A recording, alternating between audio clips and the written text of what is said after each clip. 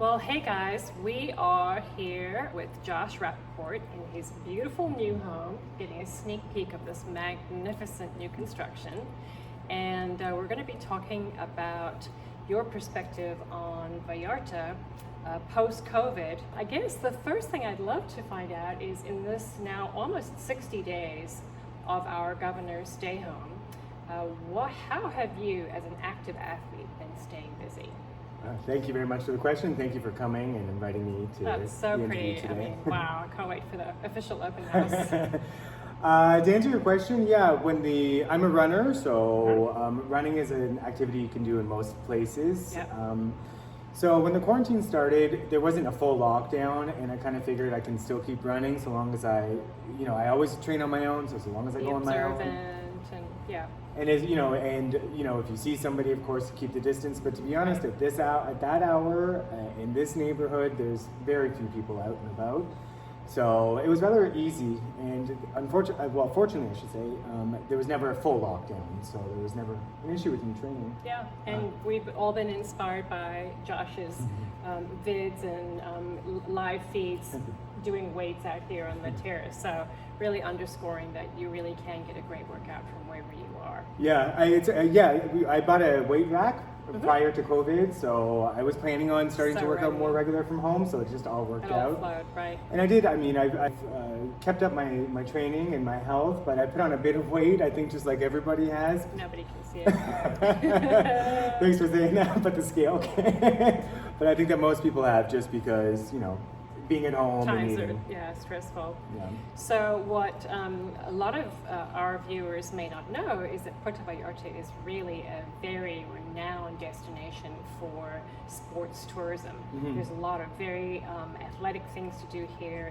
So what are some of your favorites? Sure. So the sports that I mostly participate in are running and swimming. So the sports that I participated in the marathon here, which was my first marathon, and unfortunately this year it was canceled. I did one of my favorite events here is what's called an aquathon, which is running. That is such. You were there. I remember seeing you as Yeah. And so you run on the Malecon, you swim along the Malecon, then you run on the Malecon again. And then there's a lot of local races to keep us all motivated. And Vallarta, just because people want to come to Vallarta, so they, athletes will find an excuse. It's fantastic, yeah. But there's also deep sea fishing. There's islands off the coast on many. Mariatas, around the Big Arcos. Bay, whale watching. There's zip lining. There's multiple waterfalls. The four-wheelers are great. We did that not long ago. That huge suspension bridge. Yeah.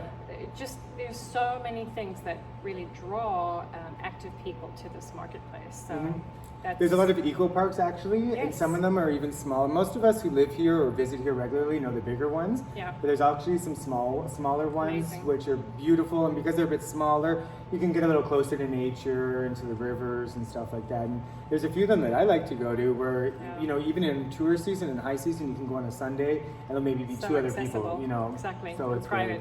Great. Yeah. Yeah, so that's a key thing too.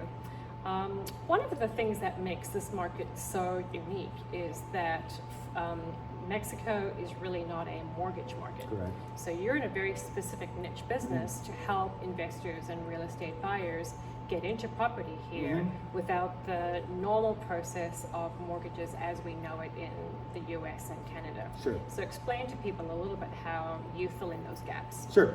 So for those of you who don't know, I'm the owner of a company called Cross Border Investment. I have to plug myself, obviously. Absolutely. Link below. And I've been doing mortgages in Mexico now. I think it's 14 years as of August. And I've known you for at least 10 of those years. Yes, right. But yeah, so mortgages, I mean, the process mirrors that of the States, but it's going to be different in terms of the loan conditions, qualification requirements, and just the process in general. But I always look at it like that's a huge part of my office's job, is to just kind of hold your hand throughout the whole process. Yeah.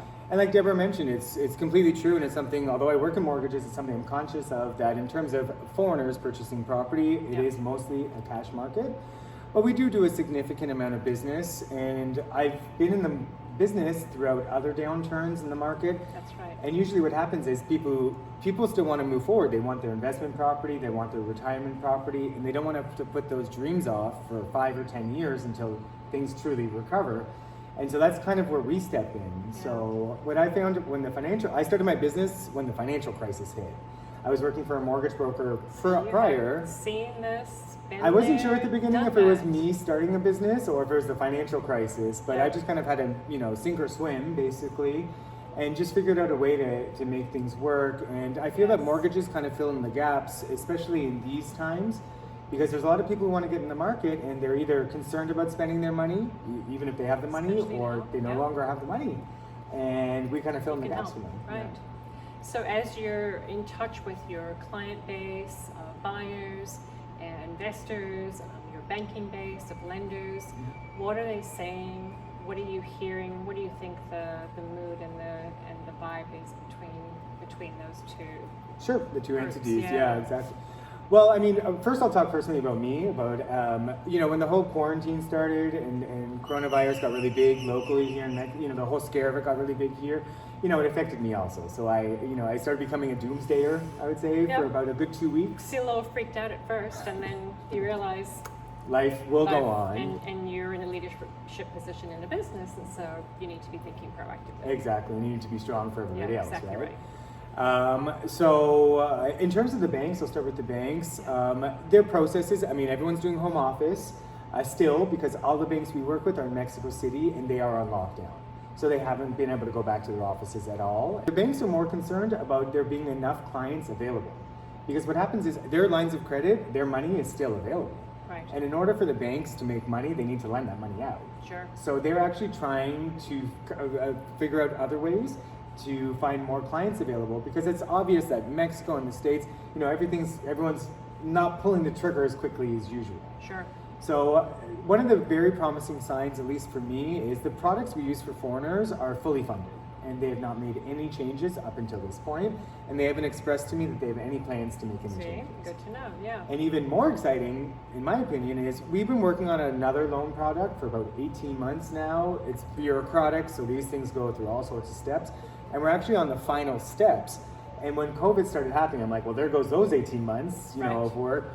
But actually, the director of products for the bank, who's we've been working with, he's full go ahead. Love it. He's actually been pressured because the bank is saying our other sources of clients are slowing down, so we need to figure out innovative ways to get new clients. So I'm hoping that we have even more products available and even a bit more attractive of what we currently have.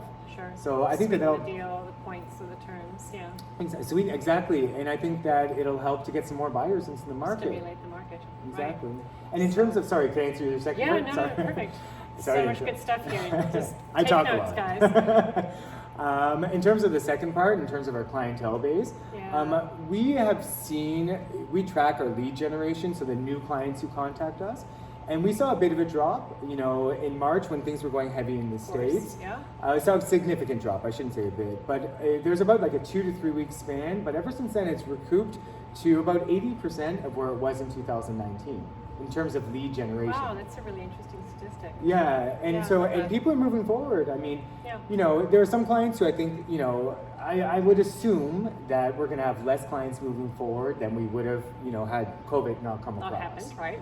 But we still have lots of activity. We have lots of clients who are looking at properties virtually, which is quite surprising, and they're willing to offer. Realtors have really rallied in that respect to be a lot more digital and offer virtual tours and take their buyers on walkthroughs with a mask and proper social distancing. Mm-hmm. So we have a really proactive community here that's very agile and has pivoted very easily, I think. Yeah, I would agree with you, and I think that a lot of the realtors can be very tech savvy, much more so than I am. Amazing. And so they totally can make the client feel like they're in the unit. Jump right in. Exactly. And I find that most clients, they're still excited. They still want their dreams. For most people to have most of our clients are purchasing the property to retire to in maybe a decade. And what they want to do is during this decade have it renting out and deriving a rental income. Cash flow. Yep. Exactly. And most of them will hopefully, because we do the mortgages, in 10 years we'll have the mortgage paid off. Perfect timing. And that's about 80% I'd say of our clientele base. And most of our clients, with COVID, and as scary as it's been, most of our clients realize that life will go on. Sure. And their plans for their future will go on. Take the long approach. Exactly. It hasn't changed. Exactly. Right. Well, we're already seeing a lot of interest in making new bookings for rentals in October and kind of like the shoulder of high season. So we know people are still very interested. Right.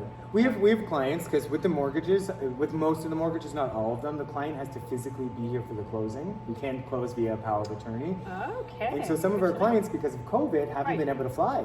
And they're more upset because they're not able to come to Vallarta to enjoy Vallarta, but not about the closing and all the delays that, all the bureaucratic stuff that has to happen to delay the transaction. They want to come see this amazing. They're just like, we want to be there. We want to go out to our restaurants and we want to do that. And I think that, Vallarta is a special place. I think a lot of people got the Vallarta bug. That's right. And I don't think that that's going to go away. I think that, the charm of Vallarta is always going to be there and always attract people to come here. Yeah, very much so.